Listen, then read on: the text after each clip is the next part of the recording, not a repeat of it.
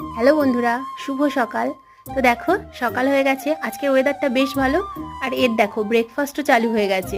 সকাল সকাল ফুলের মধু খেয়েই যাচ্ছে, আমার মনে হয় তো ঘুমিয়েই পড়েছে।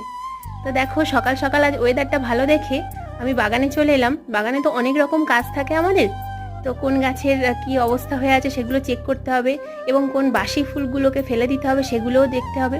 দেখো লঙ্কা গাছের ট্রিটমেন্ট করার পর অনেকটাই পাতা আগের থেকে কোঁকড়ানো কমে গেছে। তো ভাবলাম আজকের একটু ফাঙ্গিসাইড দিয়ে দিই গাছে, যেহেতু ওয়েদারটা একটু ভালো আছে। তো দেখো আমি এখানে 2 লিটার জল নিয়ে নিয়েছি স্প্রেয়ার বটলের মধ্যে।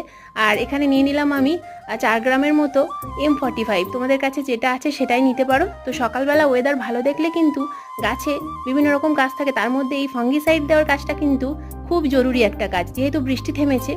তো দেখো ফাঙ্গিসাইড দেওয়া হয়ে গেল। তো দেখো আমার গাছে নাগ চম্পা ফুল ফুটেছে, কি সুন্দর ফুলটা ফুটেছে। তোমাদের আগের দিনও আমি দেখিয়েছিলাম। আজ এইটুকু, দেখা হবে